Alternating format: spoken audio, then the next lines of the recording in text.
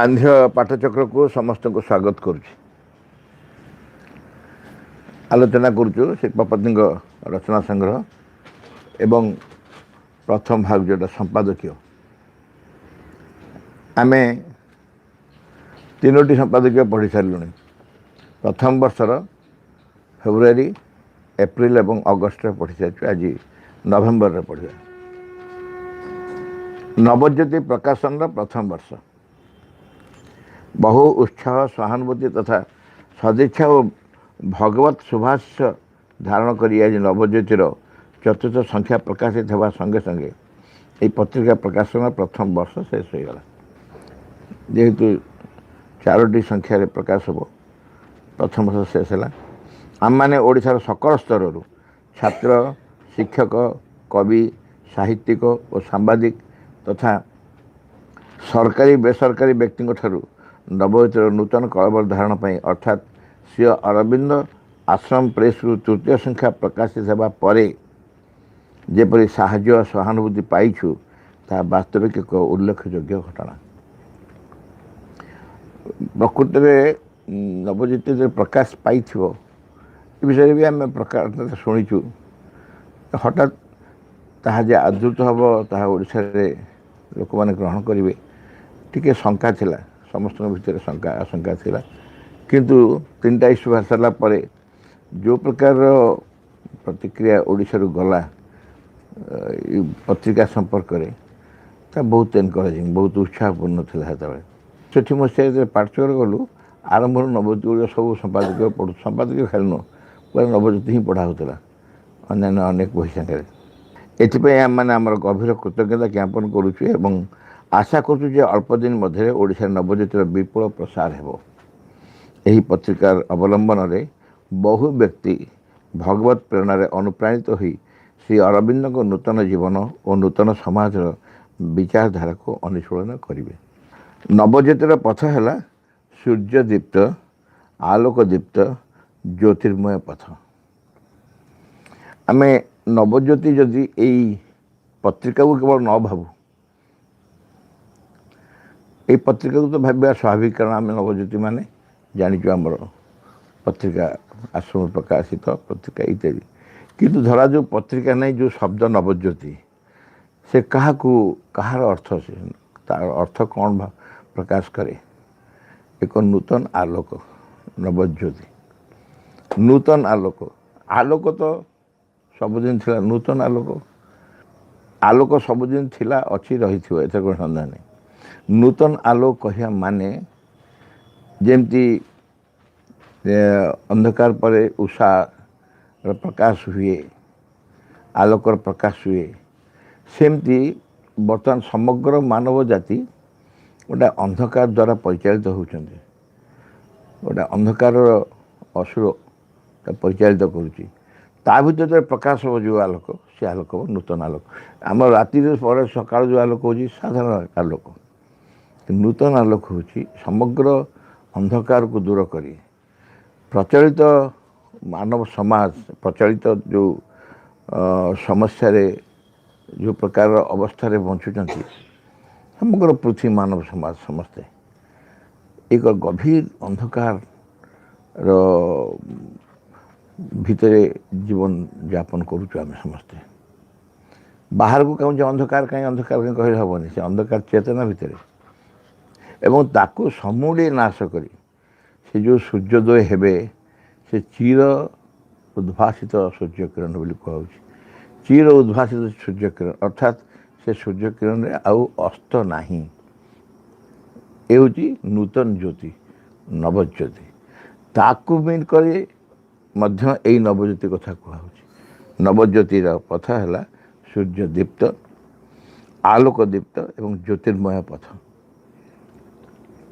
आज पृथ्वी नभमंडल आकाश दिग्विदिगरे एक अनुपम अपूर्व महान ज्योति अहरह खेला करुच्ची।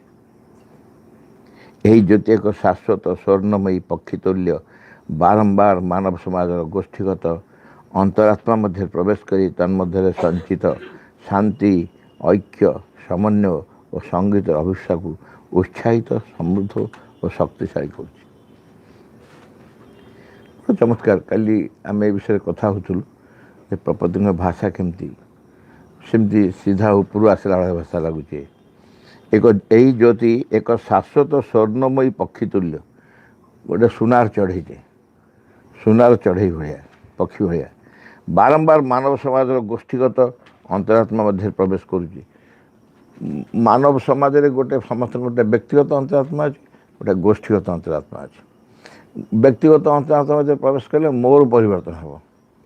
गोष्ठीगत अंतरात्मा मध्य प्रवेश कले समग्र गोष्ठीर मानव समाज से जो पक्षी स्वर्णमयी पक्षी बोली कहते से बराबर आसूची गोष्ठीगत आत्मा भर प्रवेश करी चली जाऊँगी। कौन करुच्ची सी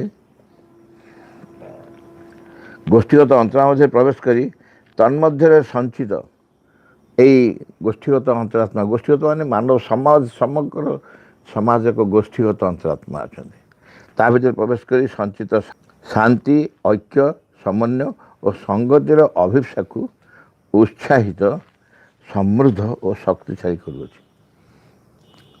से जो स्वर्णमयी पक्षी गोष्ठीगत अंतरात्मा प्रवेश करुच्ची सेठी जो शांति अच्छी ऐक्य अच्छी समन्वय अच्छी संगति अच्छी तार जो अभिप्सा से माने कौन पे अच्छा से चाहूँ आहरी ऊर्ध्व को जावाई आहरी ऊर्ध्व को जावाई से अभिप्सा को उत्साहित अर्थात कौन सी मते एमान भितर आउ निरुत्साह हबार प्रश्न नहीं। से पक्षी तर आसुची स्वर्णमयी पक्षी प्रवेश करुच्ची चली जाऊँगी आउ निरुत्साह हबार प्रश्न नहीं। उत्साहित उत्साह दिया समृद्ध और शक्तिशाली कर अंतरात्मा को गोष्ठीगत अंतरात्मा को यही अनुपम ज्योतिर द्योतना समग्र मानव जाति को एक करी सत्यर अभ्रांत पथर चली नापरी प्रस्तुत हो। जो अनुपम ज्योति जो ज्योतिर उपमा नहीं अनुपम मान कौन आउ समग्र संपूर्ण नुआ सुंदर अत्यंत चमत्कार अनुपम ज्योतिर द्योतना अर्थात प्रतिष्ठित परिप्रकाश यही द्योतनार परिप्रकाश ये अनुपम ज्योतिर परिप्रकाश समग्र मानव जाति को एक करी सत्यर अभ्रांत पथरे चलना जपरी प्रस्तुत हो। समग्र मानव जाति को एक करी सत्यर अभ्रांत पथरे चलना जपरी प्रस्तुत हो। जुग जुग व्यापी ईप्सित देवजन्मर प्रारंभिक भूमिका कि चमत्कार भाषा देख जुग जुग व्यापी ईप्सित देवजन्मर प्रारंभिक भूमिका एवं यही देवजन्म जो मनुष्य भीतर देवता जन्म हो भगवान का जन्म हो भगवान को सृष्टि हो ये जुग जुग व्यापी आशा कराई इच्छा कराई अभिप्सा कराई जुग जुग व्यापी ईप्सित देवजन्मर प्रारंभिक भूमिका आज पृथ्वी पृष्ठ जपरी सार्थक होगा जाऊँ। 58 मसीह प्रपति कलम रु ये धाड़ी सब बाहरी 58 मसीह प्रारंभिक भूमिका जेपरी आज पृथ्वी पृष्ठ जेपरी सार्थक होगा जाऊँ। अर्थात जहाँ से इच्छा करुच्ची आस्पृहा करुच्ची ता सतरे घटिया जपरी जाऊँ। मनुष्यर यही नवजन्मर दिव्य उषा काल आम मैंने समस्ते पुनर्बार एप्रति जागृत सचेतन सतर्क हो उठा। पुनर्बार कहूँ अतीत आउ थे पुणी थे से कथा को मनुष्यर ये नवजन्मर दिव्य उषा काल नवजन्म कहीं कहूँ ना मनुष्य पुनर्बार एक जन्म ग्रहण कर आम मैंने समस्ते पुनर्बार एप्रति जागृत सचेतन सतर्क हो उठा। ये पुनर्बार कहीं कहुई ना मनुष्यर जन्म पूर्वर पुणी सृष्टि आउ थे जतुतले आसो गोटे नूतन सृष्टि हो नूतन जन्म हो नूतन धारा आसो एवं वर्तमान पुणी मनुष्य भर आउ नूतन जन्म नूतन सृष्टि आरंभ हो। श्री अरविंद एपरी अपरूप मोहनीय समय को देव मुहूर्त बोली उल्लेख कर समय को श्री अरविंद कहते देव मुहूर्त द आवर ऑफ गॉड।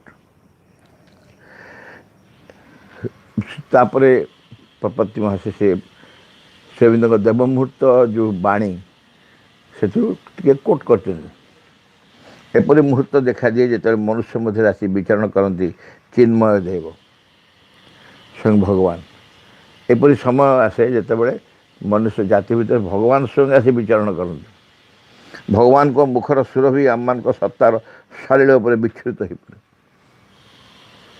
ଭଗବାନଙ୍କ ସତ୍ତାର ସୁରଭି, ତାଙ୍କ ମୁଖର ସୁରଭି, ସେ ଯେଉଁ ବାସ୍ନା, ସେ ଯେଉଁ ମହକ, ସେ ଆମମାନଙ୍କ ସତ୍ତାର ଶରୀର ଉପରେ, ଆମ ସମସ୍ତଙ୍କ ଉପରେ ଯେମିତି ବିଚ୍ଛୁରିତ ହୋଇପଡ଼େ। ଆଉ ଏପରି ମୁହୂର୍ତ୍ତ ଆସେ ଯେତେବେଳେ ସେହି ବସ୍ତୁ ଫେରି ଚାଲିଯାଏ, ମନୁଷ୍ୟ ପଡ଼ି ରହେ ନିଜର ସାମର୍ଥ୍ୟ କିମ୍ବା ଅହଙ୍କାର ଦୁର୍ବଳତା ଦ୍ୱାରା କାର୍ଯ୍ୟ ସମ୍ପନ୍ନ କରିବାକୁ। ପୁଣି ସମୟ ଆସେ, ସିଏ ତ ଆସିକି ସମଗ୍ର ମାନବ ଜାତି ଉପରେ ବିଚ୍ଛୁରିତ ହୋଇଯାଏ। ଗୋଟେ ସମୟ ଆସେ, ପୁଣି ଗୋଟେ ସମୟ ଆସେ ଉଇଥଡ୍ର କରିନିଅନ୍, ସେ ଚାଲିଯାଏ, ଫେରିଯାଏ। କ'ଣ ପାଇଁ ସେଇ ବସ୍ତୁ ଫେରିଯାଏ? କାରଣ ମନୁଷ୍ୟ ନିଜେ ପଡ଼ି ରହେ ନିଜର ସାମର୍ଥ୍ୟ କିମ୍ବା ଅହଙ୍କାର ଦୁର୍ବଳତା ଦ୍ୱାରା କାର୍ଯ୍ୟ ସମ୍ପନ୍ନ କରିବାକୁ। ମନୁଷ୍ୟ ଭିତରେ ଯେଉଁ ଅହଙ୍କାର ଅଛି, ନିଜର ସାମର୍ଥ୍ୟ ବି ଯେଉଁ ଘମଣ୍ଡ ଗୋଟେ ଅଛି, ସେ ଅଭିମାନ ଯେଉଁ ଅଛି, ମୁଁ କରିପାରିବି, ତାରି ଉପରେ ଛାଡ଼ିଦେଇ ସେ ଚାଲିଯାଆନ୍ତି ଏବଂ ସେ ତାକୁ ମନୁଷ୍ୟ ଭାବେ ଏକଥା ମୁଁ କରିଦେଇପାରିବି, এই କାର୍ଯ୍ୟ ସମ୍ପନ୍ନ କରିବାକୁ ସେ ଚେଷ୍ଟା କରେ। ପ୍ରଥମଟି ହେଲା ସେହି ସବୁ ସମୟ ଯେତେବେଳେ ସାମାନ୍ୟ ଚେଷ୍ଟା ବିପୁଳ ଫଳ ପ୍ରଦାନ କରେ, ଭାଗ୍ୟ ପରିବର୍ତ୍ତନ କରିଦିଏ। ଯେତେବେଳେ ଭଗବାନ ନିଜେ କାର୍ଯ୍ୟରେ ନିୟୋଜିତ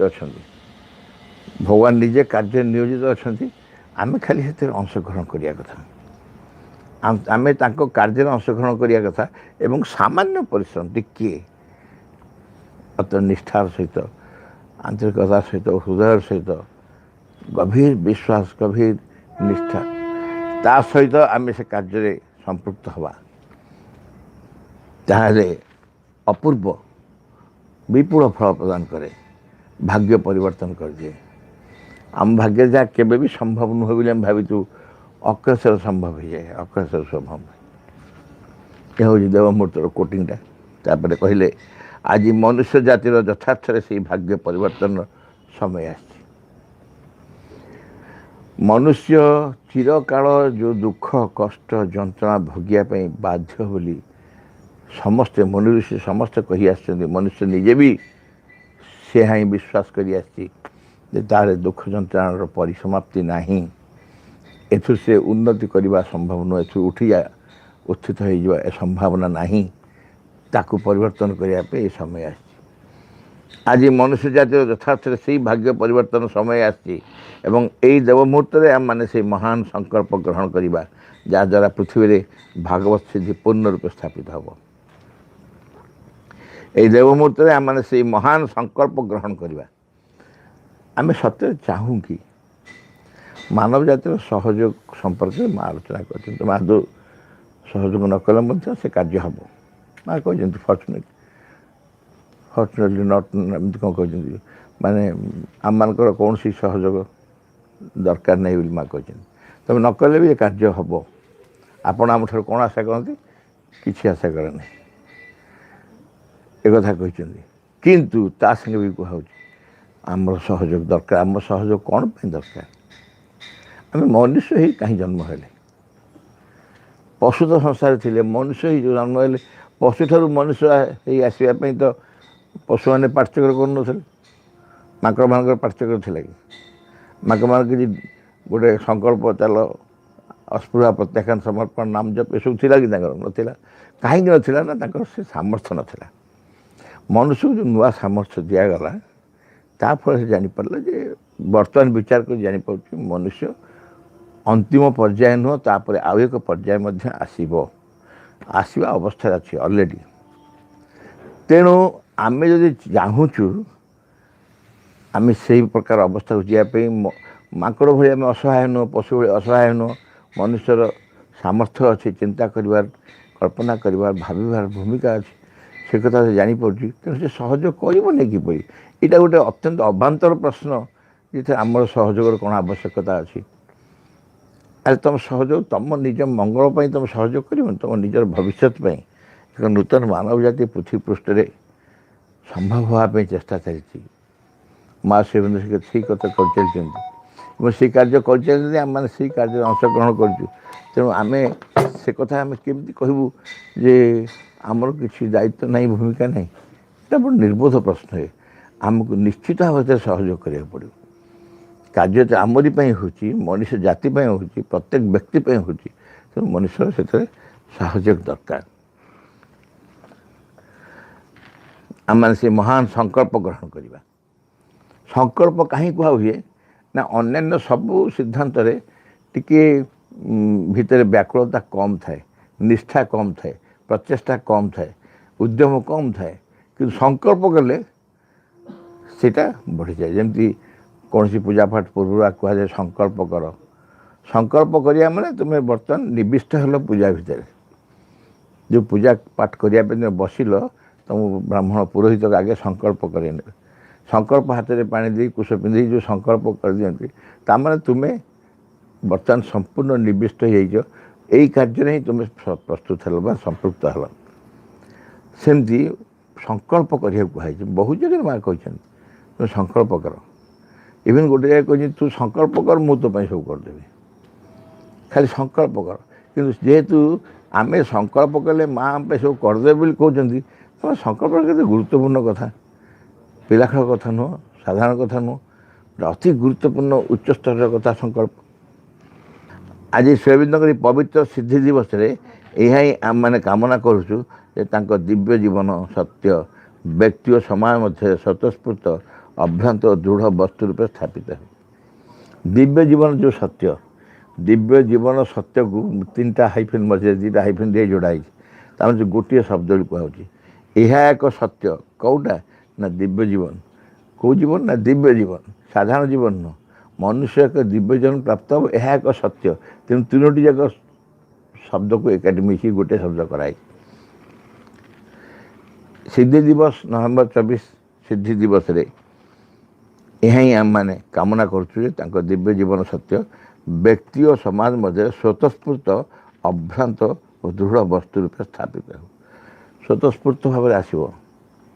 ଆମେ ଖାଲି କବାଟଟା ଖୋଲିଦେବା, ସେ କବାଟ ନ କଲେ କବାଟ ବନ୍ଦ କରିଦେଇ ଭିତରେ ଶୋଇବାନି। କବାଟଟା ଖୋଲିଦେବା ମାନେ ତୁମେ ନିଜକୁ ଖୋଲିଦେଲ, ନିଜ ଭିତରଟା ଖୋଲିଦେଲ। ଭିତରେ ସିଏ ପ୍ରବେଶ କରିବା ପାଇଁ ଆମ ଆଡ଼ୁ ଯଦି ସମସ୍ତେ ଅନ୍ତତଃ ଦୁଆରଟି ଖୋଲିବାନି ଆମେ, ସେ ଆସି ପଳେଇବେ ନା କ'ଣ କରିବେ। ତେଣୁ ଆମକୁ ପ୍ରସ୍ତୁତ ହେବାକୁ ପଡ଼ିବ। ସ୍ୱତଃସ୍ଫୂର୍ତ୍ତ ଭାବରେ ଆସନ୍ତୁ, ଅଭ୍ରାନ୍ତ ଭାବରେ ଆସନ୍ତୁ, ଦୃଢ଼ ବସ୍ତୁ ରୂପେ ଆସନ୍ତୁ, ଆସି ଆମ ଭିତରେ ସ୍ଥାପିତ ହୁଅନ୍ତୁ। ଶ୍ରୀ ଅରବିନ୍ଦ ସାହିତ୍ୟ। ଶ୍ରୀ ଅରବିନ୍ଦଙ୍କ ସୁମହାନ ବ୍ୟକ୍ତିତ୍ୱ ଯେପରି ଐଶ୍ୱର୍ଯ୍ୟମୟ, ଭାସ୍ୱର ଓ ଦିଗନ୍ତ ପ୍ରସାରୀ, ତାଙ୍କ ସାହିତ୍ୟ ସେପରି ଅତି ବିଶାଳ, ଗଭୀର ଓ ସର୍ବବ୍ୟାପୀ। ଦିବ୍ୟ ସତ୍ୟର ଅଭ୍ରାନ୍ତ ଦୃଷ୍ଟିରୁ ନିଃସୃତ ତାଙ୍କର ଅମର କାବ୍ୟ କବିତା, ନାଟକ, ଯୋଗଦର୍ଶନ, ସମାଜ ତତ୍ତ୍ୱ, ରାଷ୍ଟ୍ରତତ୍ତ୍ୱ ଓ ବହୁବିଧ ପତ୍ରାବଳୀ ମାନବ ସମାଜକୁ ଏକ ଅନବଦ୍ୟ ଦାନ ବୋଲି କହିଲେ ଚଳେ। ଲୋକମାନେ ଯେଉଁମାନେ ଶ୍ରୀ ଅରବିନ୍ଦଙ୍କୁ ଜାଣିନଥିବେ, ହଠାତ୍ ଦେଖିବେ ଏ ସବୁ ବହି ଲେଖିଛନ୍ତି ଶ୍ରୀ ଅରବିନ୍ଦ। ଦେଖିବେ ଥାକ ଏମୁଡ଼ି ସେମୁଡ଼ି 30-33 ଭଲ୍ୟୁମ୍, 30 ଭଲ୍ୟୁମ୍ ପରେ ପୁଣି 3 ଖଣ୍ଡ ବାହାରିଛି। ସବୁ ଶ୍ରୀ ଅରବିନ୍ଦ ଲେଖିଛନ୍ତି? ଆଜ୍ଞା ହଁ ଲେଖିଛନ୍ତି। କୌଣସି ବ୍ୟକ୍ତି ତା ଜୀବଦ୍ଦଶାରେ ଆଉ କୌଣସି କାମ ନ କରି, କିଛି ବି କାମ କରିବନି, ସକାଳୁ ଉଠିବ ରାତିରେ ଶୋଇବା ଯାଏ ପଢ଼ିବ, ତଥାପି ସରିବନି। ସକାଳୁ ଉଠି ରାତିରେ ଶୋଇବା ପର୍ଯ୍ୟନ୍ତ ତାକୁ ବସି ପଢ଼ୁଥିବ, ତଥାପି ସେ ବହି ସରିବନି, ତା ଜୀବନ ଚାଲିଯିବ, ସରିଯିବ। କିନ୍ତୁ 5 ବର୍ଷ ଭିତରେ ଅଧିକାଂଶ ଲେଖା ସରିଛି। ଅଧିକାଂଶ ଲେଖା ହେଇଛି 5 ବର୍ଷ ଭିତରେ ବୋଲି କୁହାଯାଏ। ଏ କ'ଣ ଯାଦୁ କିମିଆ ନା କ'ଣ କେମିତି? ସେ କହନ୍ତି ଯାହା ଉପରୁ ଆସେ ସେୟା ହିଁ ସେ ଲେଖନ୍ତି। ଭାବିକି ଲେଖିବୁ, ମୁଣ୍ଡକୁ ଖର୍ଚ୍ଚ କଲେ ସିନା ଚିନ୍ତା କରିବାକୁ ସମୟ ଲାଗିବ। ଚିନ୍ତା ବିଚାର କିଛି ନାହିଁ, ସିଧା ଆସିଲା ଉପରୁ ଲେଖା ହେଲା। ସାବିତ୍ରୀ ଯେତେବେଳେ ସେ ଲେଖୁଥିଲେ, ସାବିତ୍ରୀ ବହୁବାର ସେ କରେକ୍ସନ୍ କଲେ। ସେ ନିଜେ କହିଛନ୍ତି ସାବିତ୍ରୀ ମୁଁ କିଛି ଲେଖିନି ମନରୁ, ଯାହା ଉର୍ଦ୍ଦୁରୁ ଆସେ ତାକୁ ମୁଁ ଲେଖିଦିଏ। ଜଣେ କେହି ପ୍ରଶ୍ନ କଲେ ସାବିତ୍ରୀ ତ ଉର୍ଦ୍ଦୁରୁ ଆସେ ଆପଣ ଲେଖନ୍ତି, ଏତେ ସଂଶୋଧନ କାହିଁକି ହୁଏ?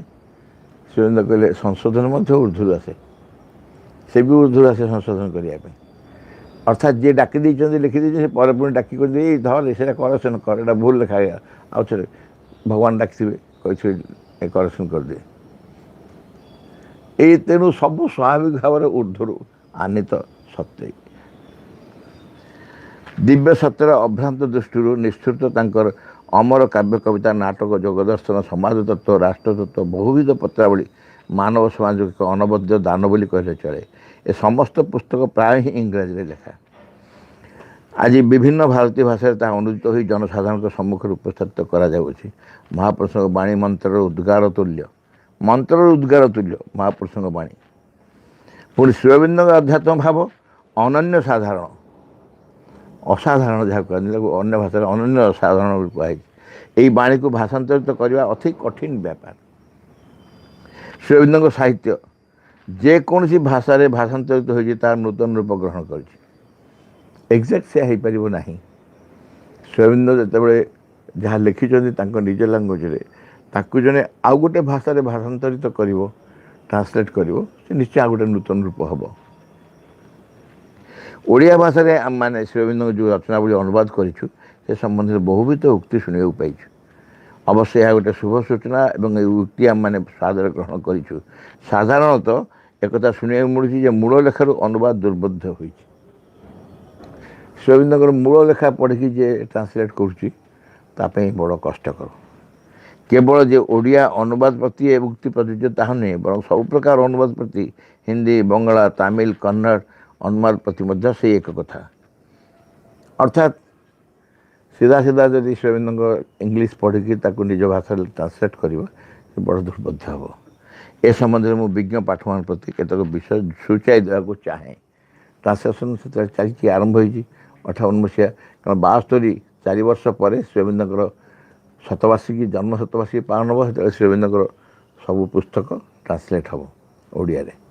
ସବୁ ପୁସ୍ତକ ମାନେ ଯେତିକି ସମ୍ଭବ ସବୁ ଭାଷାରେ ଟ୍ରାନ୍ସଲେଟ୍ ହେବା ପାଇଁ ପ୍ରତ୍ୟେକ ରାଜ୍ୟରେ ସରକାର ସେଥିପାଇଁ ଅର୍ଥ ସାହାଯ୍ୟ କରିବା ଇତ୍ୟାଦି ସବୁକିଛି କରୁଥିଲେ। ଓଡ଼ିଶାରେ ସେଥିପାଇଁ ମଧ୍ୟ ଅର୍ଥ ସାହାଯ୍ୟ କରାଯାଇ ଶ୍ରୀ ଅରବିନ୍ଦଙ୍କ ଜନ୍ମ ଶତବାର୍ଷିକୀ ପାଳନ କରିବା ପାଇଁ କମିଟି ଗଠନ କରାଯାଇଥିଲା। ସେ ଚେୟାରମ୍ୟାନ୍ ଠୁ ଆରମ୍ଭ କରି ବିଭିନ୍ନ ଥିଲେ, ମାମୁଁ ସେଥିରେ ଗୋଟେ ମେମ୍ବର ଥିଲେ ସେ ଶତବାର୍ଷିକୀ କମିଟିରେ। ଶ୍ରୀ ଅରବିନ୍ଦଙ୍କ ଅଧ୍ୟାତ୍ମ ଭାବଧାରା ସମ୍ପୂର୍ଣ୍ଣ ନୂତନ, ତାହାର ପ୍ରକାଶ ଭଙ୍ଗୀ ମଧ୍ୟ ଅପୂର୍ବ। ଏହି ଭାବଧାରା ବର୍ତ୍ତମାନ ସାମାଜିକ ଚେତନା ବା ବ୍ୟକ୍ତିଗତ ଚେତନା ମଧ୍ୟରେ ପୂର୍ଣ୍ଣ ରୂପେ ପରିସ୍ଫୁଟ ହୋଇନାହିଁ, ସମ୍ପୂର୍ଣ୍ଣ ପରିସ୍ଫୁଟ ହୋଇପାରିନି। ସାଧାରଣତଃ ଯେଉଁ ଭାବ ଚେତନାର ଅନ୍ତର୍ଗତ ତାହା କେଉଁ ଭାଷାରେ ଲେଖା ହେଲେ ବି ବୁଝି ହୋଇଯାଏ। ଚେତନାର ଅନ୍ତର୍ଗତ ଯେଉଁ ଭାଷା ତାକୁ ଯେମିତି ଲେଖିଲେ ବୁଝେଇଛୁ, ଏଇ ତ ବହୁତ ବିରାଟ ବିଶାଳ ଏକଦମ। ମାତ୍ର ଯେଉଁ ଭାବ ଚେତନାରେ, ପ୍ରାଣରେ, ମନରେ ଏପର୍ଯ୍ୟନ୍ତ ଫୁଟି ନାହିଁ, ତା ଯେତେ ସହଜ ଭାଷାରେ ଲେଖା ହେଲେ ମଧ୍ୟ ବୁଝି ହୁଏ ନାହିଁ।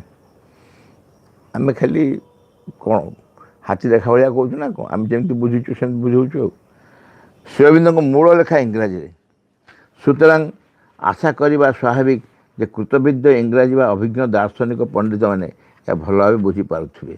ମାତ୍ର ମୁଁ ବହୁ କୃତବିଦ୍ୟ ଅଭିଜ୍ଞ ଇଂରାଜୀ ବିଦ୍ୟାରେ ସୁପଣ୍ଡିତ ବିଶ୍ୱବିଦ୍ୟାଳୟ ଦର୍ଶନ ଅଧ୍ୟାପକଠାରୁ ଶୁଣିଛି ଯେ ସେମାନେ ଶ୍ରୀ ଅରବିନ୍ଦଙ୍କ ଦର୍ଶନ ବା ସାହିତ୍ୟରୁ ସମ୍ପାଦକୀୟ କିଛି ବି ବୁଝିପାରନ୍ତି ନାହିଁ, କିଛି ବି ବୁଝିପାରନ୍ତି ନାହିଁ। ଏପରିକି ଆମେରିକା ଓ ଇଂଲଣ୍ଡରେ ପଣ୍ଡିତ ବ୍ୟକ୍ତିଗଣ ଏହି ପ୍ରକାର ଉକ୍ତି ବାରମ୍ବାର କହିଛନ୍ତି, ଅଥଚ ଅତି ଅଳ୍ପ ଇଂରାଜୀ ଜାଣିଥିବା, କ ବ ଚ କରି କହିପାରୁଥିବା ଶ୍ରୀ ଅରବିନ୍ଦଙ୍କ ଯୋଗର ସାଧକ ଶ୍ରୀ ଅରବିନ୍ଦଙ୍କ କଠିନତମ ଇଂରାଜୀ ଲେଖା ବା ଭାବ ବୁଝିବାକୁ ବାକି ରଖନ୍ତି। ବହୁତ ଇଣ୍ଟରେଷ୍ଟିଂ ଏକ୍ଜାମ୍ପଲ୍।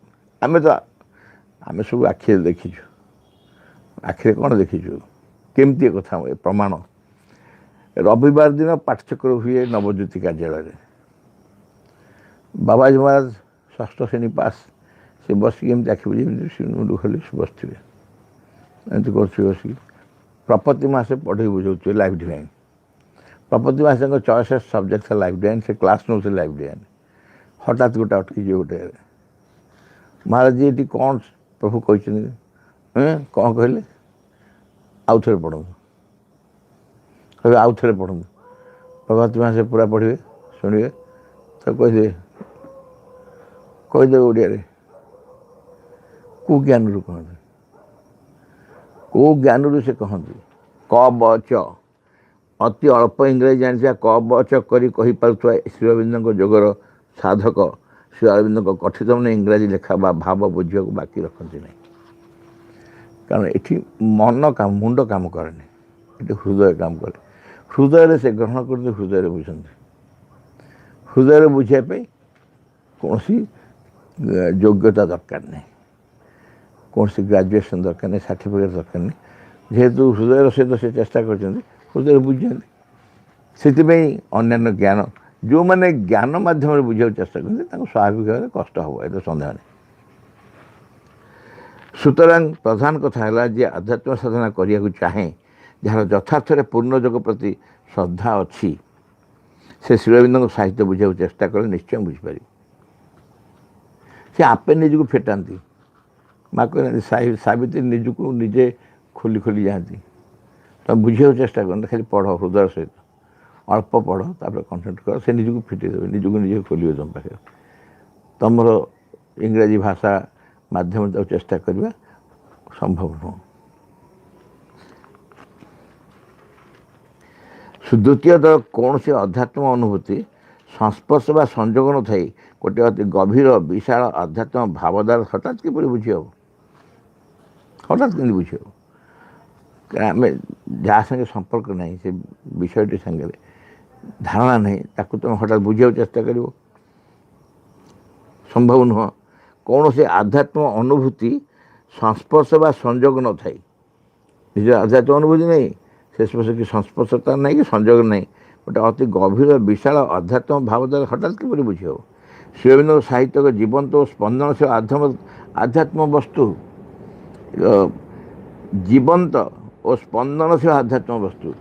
ଅନେକ ସାଧୁ ସନ୍ଥ ଯେଉଁ ଆଧ୍ୟାତ୍ମିକ କଥା କହିଛନ୍ତି, ସେ ମାନେ ଡାଇନାମିକ୍ ନୁହଁ। ଡାଇନାମିକ୍ ନୁହଁ ମାନେ ସେଇ ଭଗବାନ ହୃଦୟରେ ଅଛନ୍ତି, ତାକୁ ଆବିଷ୍କାର କର, ଏଇଟା ହିଁ କଥା। ଏଠି କିନ୍ତୁ ସମସ୍ତେ ଅଗ୍ରଗତି କରିଯିବା, ଚେତନାରୁ ଉର୍ଦ୍ଧ୍ୱକୁ ଯାଇ ସେଇ ଭଗବାନରେ ରୂପାୟିତ ହେବା, ସମସ୍ତେ ରୂପାନ୍ତରିତ ହେବା, ଏକ ସ୍ପନ୍ଦନଶୀଳ ଆଧ୍ୟାତ୍ମ। ଛୋଟ ଶିଶୁ ମଧ୍ୟ ତାକୁ ନିଜ ବିଶ୍ୱାସରେ ଗ୍ରହଣ କରିପାରେ। ଛୋଟ ଶିଶୁ ବିଶ୍ୱାସ ନିଜେ ଗ୍ରହଣ କରିପାରେ। ଓଡ଼ିଆରେ ଶ୍ରୀ ଅରବିନ୍ଦ ସାହିତ୍ୟ ଯେଉଁ ଅନୁବାଦ ହୋଇଛି ତା ଅବଶ୍ୟ ଖୁବ୍ ଭଲ ହୋଇନଥାଇପାରେ, ମାତ୍ର ଯାହା ଅଛି ତାକୁ ହିଁ ଧୈର୍ଯ୍ୟର ସହିତ ବାରମ୍ବାର ପାଠ କଲେ ସେହି ଭାବଧାରା କିଛି ସମୟ ପରେ ପାଠକମାନଙ୍କ ଚେତନା ନିଶ୍ଚୟ ଫୁଟି ଉଠିବ, ମାନେ ତା ବୁଝିପାରିବେ। ଆଶା କରେ ମୋର ଏହି ବିନମ୍ର ଉକ୍ତିକୁ ପାଠକମାନେ ଧୀର ଚିତ୍ତରେ ବିବେଚନା କରିବେ। ନବଜ୍ୟୋତିର ଆସନ୍ତା ସଂଖ୍ୟାରେ ସମ୍ପାଦକଙ୍କୁ ପତ୍ର ଶୀର୍ଷକ ଏକ ସ୍ୱତନ୍ତ୍ର ବିଭାଗ ଖୋଲିବ। ପାଠକମାନେ ଶ୍ରୀ ଅରବିନ୍ଦଙ୍କ ଯୋଗ ଦର୍ଶନ ବା ନବଜ୍ୟୋତି ସମ୍ବନ୍ଧରେ କୌଣସି ପ୍ରକାର ପ୍ରଶ୍ନ କରି ନିଜ ମତାମତ ବ୍ୟକ୍ତ କରିପାରନ୍ତି। ବିଘ୍ନ ବିନାଶନ ହେ ଭଗବାନ, ଜୟ ହେଉ ତୁମର। ଆମମାନଙ୍କ ଅନ୍ତରେ କିଛି ହେଲେ ଯେପରି ତୁମ କାର୍ଯ୍ୟରେ ଆଉ ବିଘ୍ନ ନ ଘଟାଏ, କିଛି ହେଲେ ଯେପରି ତୁମର ଆବିର୍ଭାବରେ ବିଳମ୍ବ ନ ଘଟାଏ। ସକଳ ବିଷୟରେ ସକଳ ମୁହୂର୍ତ୍ତରେ ପୂର୍ଣ୍ଣ ହେଉ ତୁମର ଇଚ୍ଛା। ତୁମ ସମ୍ମୁଖରେ ଛିଡ଼ା ହେଇଛୁ ଆମମାନେ, ତୁମର ଇଚ୍ଛା ହିଁ ଆମମାନଙ୍କ ମଧ୍ୟରେ, ଆମମାନଙ୍କ ସତ୍ତାର ପ୍ରତ୍ୟେକ ଅଙ୍ଗରେ, ପ୍ରତ୍ୟେକ କର୍ମରେ, ଉଚ୍ଚତମ ଚୂଡ଼ାରୁ ତୁଚ୍ଛତମ ପ୍ରତ୍ୟେକଟି କୋଷରେ ପୂର୍ଣ୍ଣ ହେଉ। ତୁମଠାରେ ଆମମାନଙ୍କର ନିଷ୍ଠା ହୁଏ ଯେପରି ସର୍ବାଙ୍ଗୀନ ଚିରନ୍ତନ। ଆମମାନେ ଅନ୍ୟ ସବୁକିଛି ପରିହାର କରି ଚାହୁଁ ସମ୍ପୂର୍ଣ୍ଣ ରୂପେ ତୁମ ପ୍ରଭାବର ଅଧୀନରେ ରହିବୁ। ଆମମାନେ କେବେ ଯେପରି ନ ଭୁଲୁ ତୁମ ନିକଟରେ ଗଭୀର ଭାବରେ ନିବିଡ଼ ଭାବରେ କୃତଜ୍ଞ ହୋଇ ରହିବାକୁ। ପ୍ରତି ମୁହୂର୍ତ୍ତରେ ତୁମେ ଆମମାନଙ୍କୁ ଯେଉଁ ଅପରୂପ ସମ୍ପଦ ସବୁ ଦାନ କରିଯାଉଛ, ସେସବୁର କିଛି ହେଲେ ଯେପରି ଆମମାନେ ଅପଚୟ ନ କରୁ। ଆମମାନଙ୍କର ପ୍ରତ୍ୟେକ ଅଙ୍ଗ ଯେପରି ତୁମ କାର୍ଯ୍ୟରେ ସହଚର ହୁଏ, ସେସବୁ ଯେପରି ପ୍ରସ୍ତୁତ ହୋଇ ଉଠନ୍ତି ତୁମର ସିଦ୍ଧି ସୁରେ। ପରମ ସିଦ୍ଧିକର୍ତ୍ତା ହେ ଭଗବାନ, ଯାହା ହେଉ ତୁମର। ତୁମର ବିଜୟରେ ଦିଅ ଆମମାନଙ୍କର ଜ୍ୱଳନ୍ତ ସକ୍ରିୟ ଚରମ ଅଟଳ ବିଶ୍ୱାସ। English. In the name of the mother, for the sake of the mother, by the power of the mother, with the strength of the mother, to all adverse, harmful, being or force, I order to quit this place at once and forever.